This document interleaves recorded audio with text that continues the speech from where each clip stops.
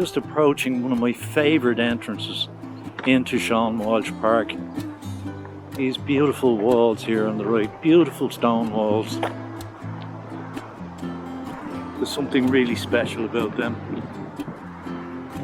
But now I'm going to just take a walk around and let you see why I like this place so much.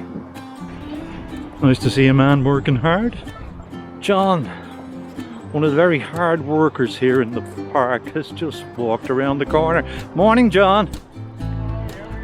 You want to be careful, don't use any bad language because you're on film. Don't use bad language. How are you keeping? Good, yourself? Yeah, this is one of the men who works really hard in the park, keeping the place nice and clean for us. Isn't that true, John? Enjoy your day. Thanks, John. Take care of yourself. We'll see you later. The only thing about this time of year, because we're just at the beginning of spring, just a couple of days ago, St. Bridget's Day, the traditional starting day for spring. But I always thought the seasons in Ireland were a little bit strange. I think spring should be winter.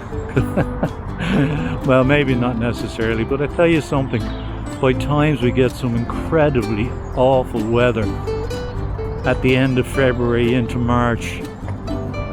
But I just said I'd give you a look around, and the reason I mentioned spring is because there's very little growth on the trees at this time of year. But now that spring is here, the growth will start to come back. The birds will start to lay their eggs, and there'll be plenty of life around here in the not too distant future.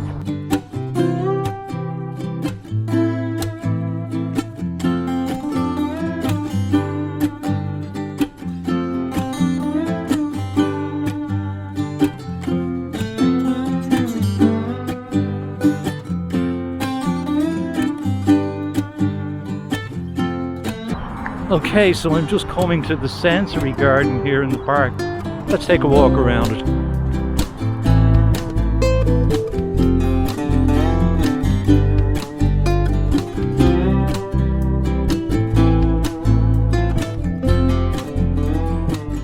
And as I look out onto the Tallaght bypass, there's a flag just in front of me. That's Sean Walsh Park's green flag. And I'm going to go back and talk to somebody who's in the sensory garden, somebody you've met here before. Now I'm standing in the sensory garden, and you can see that green flag flying behind John there. So I'm going to just ask John to explain how a park comes to have a green flag. There's 7 different criteria, which I can't really remember all of them now at this stage, but I did know them. But the most important one for us as the Littermugs was community involvement in the park. And we kind of met that criteria for community involvement because we did regular litter picks around the park, and that was our commitment to the park. And that was one of the key areas that was missing before the Littermugs got started. So Sean Walsh Park would never have got a green flag without the involvement of the Littermugs and the activities of the Littermugs.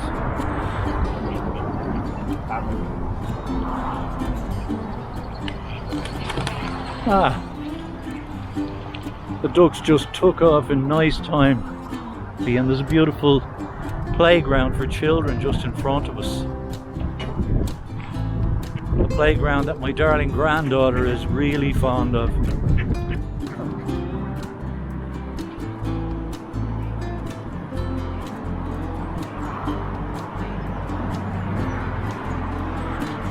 And you're looking at one of the many red bridges in the park.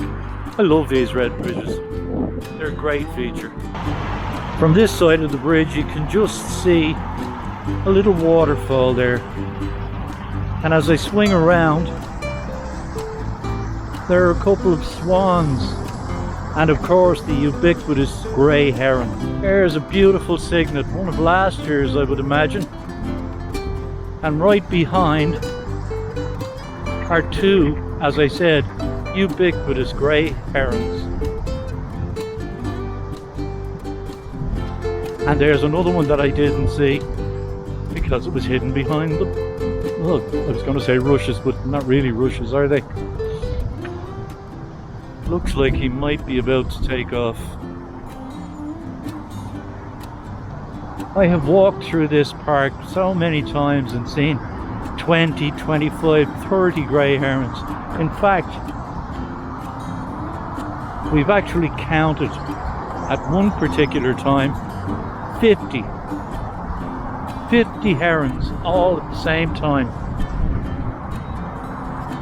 And there's that guy taking off now, flying away from us. And another beautiful cygnet right in front of me.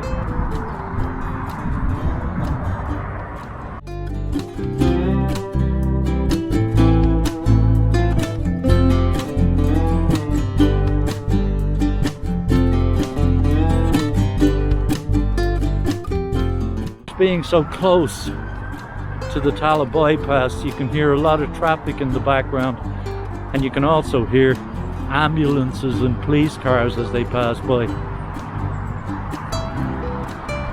But I think it's important to include the ambient noise because it gives us the impression of exactly what the park is like and where it's situated. It is, after all, a city park.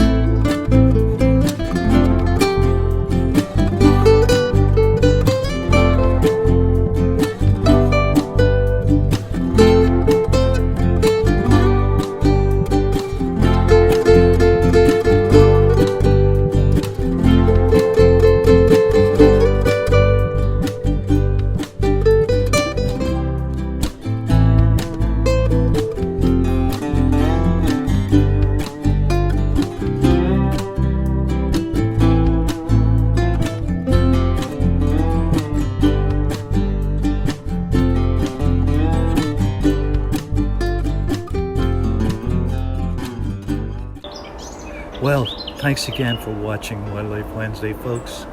I hope you enjoyed this week's episode, and if you did, I'd be grateful if you'd give it a like and subscribe to my channel.